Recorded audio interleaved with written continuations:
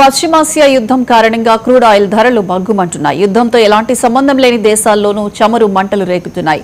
అంతర్జాతీయ మార్కెట్లో Brent crude oil barrel ధర తాజాగా $125కు చేరింది. ఇరాన్తో అమెరికా, ఇజ్రాయెల్ యుద్ధానికి ముందు క్రూడ్ ఆయిల్ ధర $60 నుండి $70 ఉంటే ఇప్పుడు దాదాపు 100% వరకు పెరిగింది.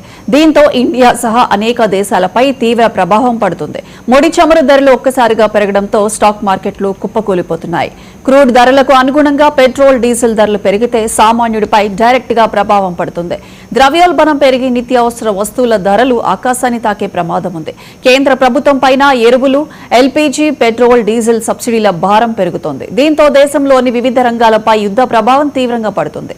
మరోవైపు అమెరికా, ఇరాన్ మధ్య చర్చల్లో కదలిక లేకపోవడంతో పశ్చిమాసియా ఉద్రిక్తతలు ఇప్పట్లో తగ్గేటట్లు కనిపించడం లేదు.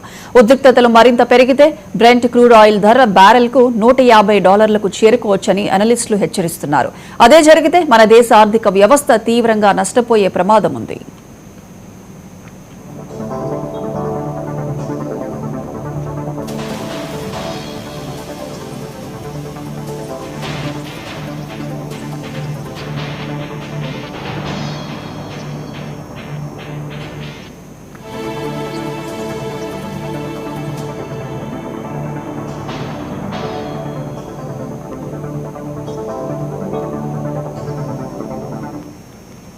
ఇండియా రోజుకు 50 లక్షల బ్యారెల్స్ ఆయిల్ ను దిగుమతి చేసుకుంటోంది. యుద్ధానికి ముందు ఇందులో 60% మిడిల్ ఈస్ట్ దేశాల నుంచి వచ్చేది. హార్ముజ్ జలసంధి మూతపడిన తర్వాత ఈ వాటా 27%కి పడిపోయింది. ఇరాక్, కువైట్, ఖతార్ నుంచి సప్లై పూర్తిగా ఆగిపోయింది. దీంతో Russia, Nigeria, Angola, Venezuela, Mexico నుంచి ఆయిల్ కొనుగోలు చేస్తుంది. కానీ కొత్త మార్కెట్ల నుంచి ఆయిల్ కొనడానికి అదనంగా చెల్లించాల్సి వస్తుంది. సాధారణంగా భారత రిఫైనరీలు బ్రెంట్, ఒమన్, దుబాయ్ గ్రేడ్ మిశ్రమం కొనుగోలు చేస్తాయి. దీని ధర గత 2 వారాల్లోనే బ్యారెల్కు $100 నుంచి $117కు చేరింది.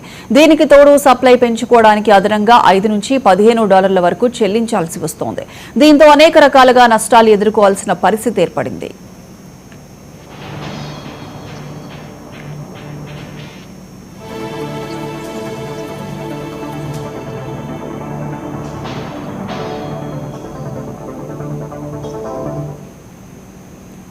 ఆయిల్ దిగుమతుల కోసం ఎక్కువ చెల్లిస్తున్నాం. దీంతో మన ఫారెక్స్ రిజర్వులు తగ్గిపోతున్నాయి. క్రూడ్ ఆయిల్ ధరలు మరింత పెరుగుతాయని ట్రేడర్లు భారీగా ఆయిల్ కొనుగోలు చేస్తున్నారు. దీంతో పెద్ద మొత్తంలో డాలర్ల కొనుగోలు పెరుగుతున్నాయి. దీనికి తోడు విదేశీ ఇన్వెస్టర్లు మార్కెట్ నుంచి బయటకు వచ్చేయడంతో కూడా డాలర్కు డిమాండ్ పెరుగుతుంది. వీరు కూడా తమ రూపాయలను డాలర్లోకి మారుస్తున్నారు. ఇక ఇండియాలోకి వచ్చే డాలర్ల కంటే బయటకు వెళ్లే డాలర్లు ఎక్కువ అవడంతో కరెంట్ అకౌంట్ డెఫిసిట్ పెరుగుతోంది. ఈ ఏడాది సిఏడి దాదాపు $84 బిలియన్ పెరిగే అవకాశం ఉందని నిపుణులు అంచనా వేస్తున్నారు. 2025లో ఇది సుమారు $30 నుంచి $31 బిలియన్ మధ్య ఉంది. మిడిల్ ఈస్ట్ నుంచి వచ్చే రెమిటెన్స్ ఈసారి భారీగా పడిపోవడంతో కూడా సిఏడి భారీగా పెరిగే అవకాశం ఉంది.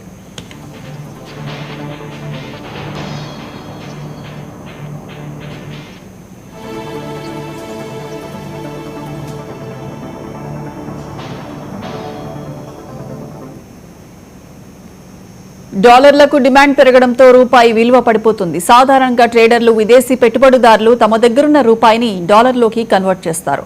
డాలర్లను కొనేందుకు ఎక్కువ రూపాయలను ఇవ్వడానికి ముందుకొస్తారు. దీంతో రూపాయి విలువ క్షీణిస్తుంది. ఈ ఏడాది రూపాయి విలువ 11% పడిపోవడానికి డాలర్ కొనుగోళ్లు పెరగడమే కారణం. డాలర్తో రూపాయి నిన్న 95.22కు క్షీణించింది. క్రూడ్ ఆయిల్ ధరలు గరిష్టాల్లో కొనసాగితే మన కరెన్సీపై ఒత్తిడి మరింత పెరుగుతుంది. ఇక రూపాయి విలువ పడిపోవడంతో దిగుమతులు ఖరీదుగా మారాయి. పెట్రోల్, డీజిల్, ఎల్పీజీ ధరలు పెరిగాయి. ద్రవ్యోల్బణం కూడా 6%కి చేరొచ్చని నిపుణులు చెబుతున్నారు. అదే జరిగితే వస్తువులు, సేవల ధరలు పెరిగి సామాన్యుడి జేబు ఖాళీ అవుతుంది. ద్రవ్యోల్బణం పెరిగితే ఆర్బీఐ వడ్డీ రేట్లను పెంచే అవకాశం ఉంటుంది. దీంతో బ్యాంకుల నుంచి తీసుకునే లోన్లపై వడ్డీ ఎక్కువవుతుంది. ఇప్పటికే తీసుకున్న హోమ్, వెహికల్ లోన్ వంటి రెపో లింక్డ్ లోన్లపై ఈఎంఐ భారం పెరుగుతుంది.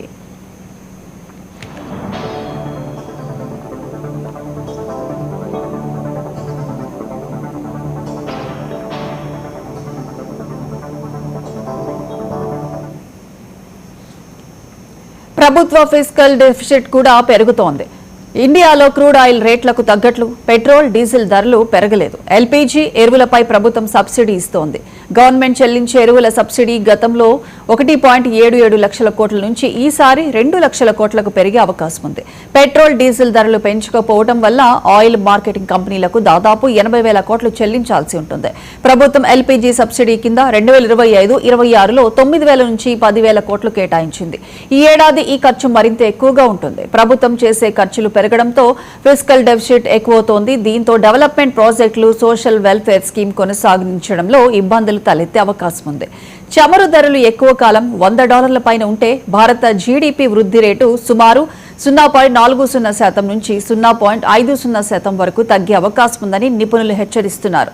తాజాగా భారత జీడీపీ వృద్ధి అంచనాలను IMF, world bank, Moody's, Goldman socks, standard chartered, pitch and సంస్థలు తగ్గించాయి. గతంలో సుమారు 7% వృద్ధి రేట్లను అంచనా వేసిన సంస్థలు సుమారు 6% వృద్ధి మాత్రమే నమోదవుతుందని పేర్కొన్నాయి.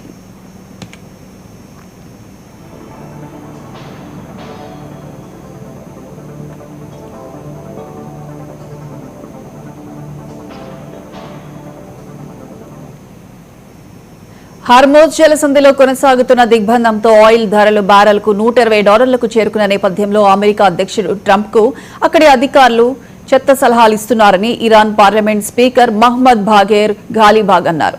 ఈ మేరకు ఎక్స్లో ఆయన పోస్ట్ పెట్టారు. 3 రోజులు గడిచినా ఇక్కడ ఏ చమురు బావి పేలలేదు. అమెరికల్లే ఈ దిగ్బంధం సిద్ధాంతాన్ని రుద్ది చమురు ధరలను $120 పైచిలుకు చేర్చారు. వారి తదుపరి లక్ష్యం $140. ఇక్కడ సమస్య సిద్ధాంతం కాదు, వారి ఆలోచన విధానం అని పేర్కొన్నారు.